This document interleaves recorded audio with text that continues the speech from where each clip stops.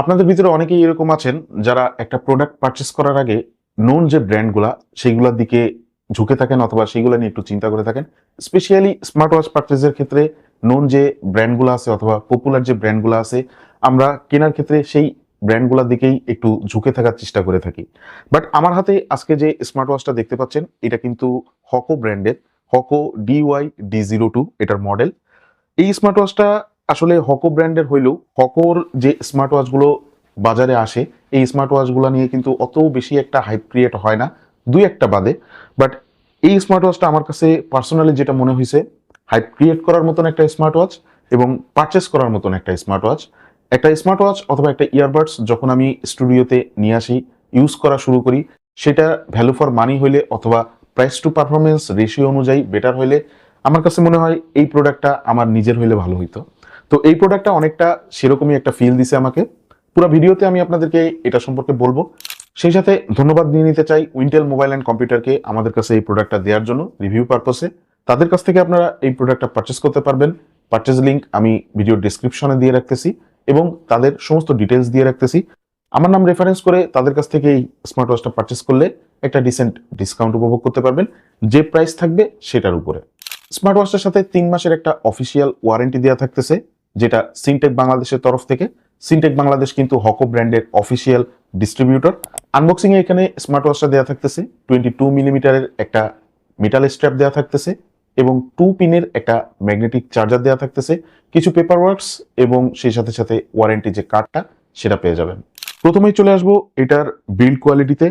Overall পুরা smart ওয়াচটাই কিন্তু metal ফ্রেমের। স্মার্ট ওয়াচের যে ফ্রেমটা এটা কিন্তু সম্পূর্ণ মেটাল। ইভেন ডান দিকে যে দুইটা বাটন দেওয়া থাকতেছে, একটা ডিজিটাল ক্রাউন বাটন আর তার নিচে একটা অরেঞ্জ কালারের বাটন, এটা অ্যাকচুয়ালি ডিসপ্লেটা অন এবং অফ করার কাজে ব্যবহার করতে পারবেন। এই দুইটা বাটনও কিন্তু সম্পূর্ণ মেটালের এবং যথেষ্ট ক্লিকি ফিডব্যাক দেয়। ডেইলি লাইফে এই দুইটা বাটন ইউজ করতে বেশ ভালোই কমফোর্টেবল ফিল লাগে। দুইটা বাটনের মাঝখানের দিকে মাইক্রোফোন দেওয়া থাকতেছে এবং ঠিক তার অপোজিট পজিশনে এর যে স্পিকারটা সেটা পজিশনিং করা থাকতেছে। এটার স্পিকারের যে কোয়ালিটি সেটা কিন্তু যথেষ্ট ইনহ্যান্সড পাবেন। ইভেন আপনি মিডিয়া অডিও কানেক্ট করে রাখলেও সেক্ষেত্রেও এটা যথেষ্ট লাউড সাউন্ড প্রোভাইড করে, খেয়াল করে দেখলাম।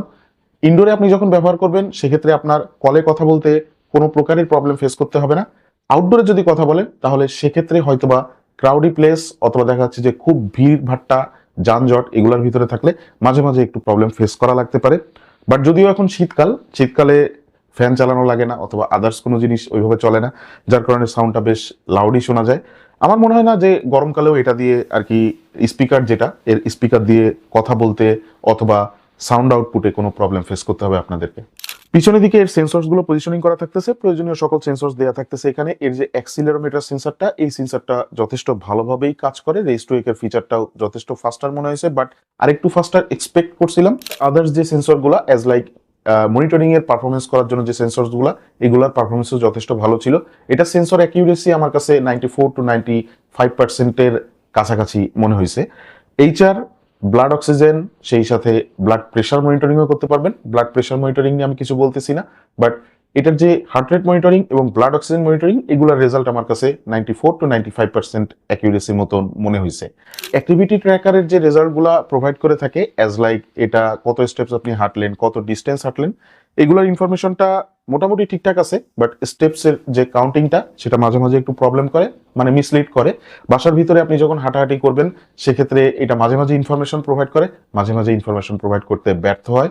এইটার যে স্টেপস কাউন্টিংটা এটা আসলে অনেকক্ষণ পর পর আপগ্রেড হয়। আমার কাছে এর যে টাইম ল্যাপসটা এটা আরেকটু ফাস্টার হইলে অথবা আরেকটু কম হইলে বেটার হইতো। মেটাল স্ট্র্যাপ কোয়ালিটি যথেষ্ট ভালো, ফিনিশিংও যথেষ্ট ভালো। উপরের দিকের ফিনিশিংটা স্পেশালি বেটার, বাট নিচের দিকের যে ফিনিশিংটা মানে যে পোর্শনটা আমাদের হাতে লাগানো থাকে অথবা হাতে টাচেবল থাকে এই পোর্শনটার যে ফিনিশিংটা এটা আরেকটু স্মুথ অথবা আরেকটু রিফাইন হওয়ার দরকার ছিল। যখন হাতে পরে থাকবেন মাঝে মাঝে একটু আনকমফোর্টেবল ফিল লাগতে পারে। যখন হাত থেকে এটা খুলবেন স্ট্র্যাপটা খোলার সময় মনে হয় যে এই মনে হয় হাতটা কেটে গেল, এরকম একটা ফিল হয়।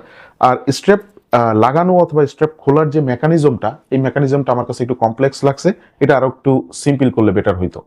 এর ক্রাউন বাটনটা দিয়ে আপনারা ওয়াচ ফেস চেঞ্জ করতে পারবেন, সেই সাথে সাথে এটা স্ক্রোলিং এর কাজেও ব্যবহার করতে পারবেন অ্যাজ লাইক স্ক্রোল আপ এবং স্ক্রোল ডাউনের ক্ষেত্রে আপনি ব্যবহার করতে পারবেন এবং এটা দিয়ে সরাসরি আপনি মেনুতেও যাইতে পারবেন। টোটাল 100টার উপরে স্পোর্টস মোড পাচ্ছেন, স্পোর্টস ফাংশন এবং মনিটরিং ফাংশনের সমস্ত কিছু আপনি এর অ্যাপের মাধ্যমে ডিটারমাইন করতে পারবেন এবং সেই সাথে সাথে এই স্মার্ট ওয়াচটার ভিতরেও আপনি লাস্ট 7 ডেজের ইনফরমেশনগুলা, স্পেশালি মনিটরিং এর লাস্ট 7 ডেজের ইনফরমেশনগুলা আপনি ডিটারমাইন করতে পারবেন। অ্যাপের নাম হচ্ছে দাফিট, প্লে স্টোর এবং অ্যাপ স্টোর দুই জায়গাতেই অ্যাভেলেবেল আছে। দাফিট অ্যাপ সম্পর্কে আমি এর আগেও আপনাদেরকে বলছি, বাট আজকেও আবারও বলতেছি। এই স্মার্ট ওয়াচটাতে দাফিট অ্যাপের ক্ষেত্রে খেয়াল করে দেখলাম এআই আউটফিট ওয়াচ ফেস থাকতেছে। এটার মানে হচ্ছে আপনি এআই আউটফিট ওয়াচ ফেসটা ইউজ করলে একটা ছবি তুলবেন, ছবিটা এআই জেনারেটেড একটা পিকচার আপনাকে প্রোভাইড করবে, যেটা আপনি ওয়াচ ফেস হিসেবে ব্যবহার করতে পারবেন স্মার্ট ওয়াচটাতে। আর ওয়াচ ফেস সিঙ্ক্রোনাইজেশনের যে টাইমটা, এটা যথেষ্ট ডিসেন্ট এবং ফাস্টার ছিল প্রাইস রেঞ্জ তুলনায় বিবেচনা করলে। এছাড়াও আদার্স অনেক ওয়াচ ফেস দেওয়া থাকতেছে অ্যাপের ভিতরে, সেগুলো আপনারা চাইলে ব্যবহার করতে পারবেন, গ্রেট কোয়ালিটির। আর সেই সাথে সাথে আপনি যদি নিজের ছবি ওয়াচ ফেস হিসেবে ব্যবহার করতে চান, সেটাও চাইলে ব্যবহার করতে পারবেন। অ্যাপের মাধ্যমে টোটাল 8টা কন্ট্যাক্টস আপনি ওয়াচটাতে সিঙ্ক্রোনাইজ করে রাখতে পারবেন, যাতে জরুরি মুহূর্তে অথবা ইমার্জেন্সি সময় একেবারে ডিরেক্ট ওয়াচ থেকেই কল দিতে পারেন। তবে আমার কাছে মনে হয় যে এই কন্ট্যাক্ট সিঙ্ক্রোনাইজের যে ব্যাপারটা, এখানে আমার মনে হয় 8টার বেশি হলে বেটার হইতো, অ্যাটলিস্ট 20 অথবা 30 হলে বেটার হইতো। Time format, language, phone music, heart rate warning, এই জিনিসগুলো আপনাকে ম্যানুয়ালি একটু কষ্ট করে অ্যাপের থেকে অন করে নিতে হবে। স্মার্ট ওয়াচটাতে জিপিএস থাকছে না, অবশ্যই এই প্রাইসের ভিতরে জিপিএস এক্সপেক্ট করাও যায় না, বাট তারপরেও আপনারা অ্যাপের মাধ্যমে ফোনের জিপিএস কাজে লাগিয়ে কাজ চালাইতে পারবেন। অ্যাক্টিভিটি গোল আপনি নিজের মতন অ্যাপের মাধ্যমে চেঞ্জ করে নিতে পারবেন, গুগল ফিটটা কানেক্ট করে নিতে পারবেন। কথা বলবো এটার ব্যাটারি ব্যাকআপ নিয়ে, ডিসেন্ট ব্যাটারি ব্যাকআপ পাবেন, 7 থেকে 10 দিন চলে যাবে এটা দিয়ে। যদি হেভি ইউজ করেন 6 থেকে 7 দিনের মতন চলে যাবে। আর যদি আপনারা লাইট ইউজ করেন অথবা রেগুলার ইউজ করেন, রেগুলারলি একটা স্মার্ট ওয়াচ আমরা যেভাবে ইউজ করে থাকি সেরকমভাবে ইউজ করলে মোটামুটি 10 দিনের কাছাকাছি একটা ব্যাটারি ব্যাকআপ পাবেন।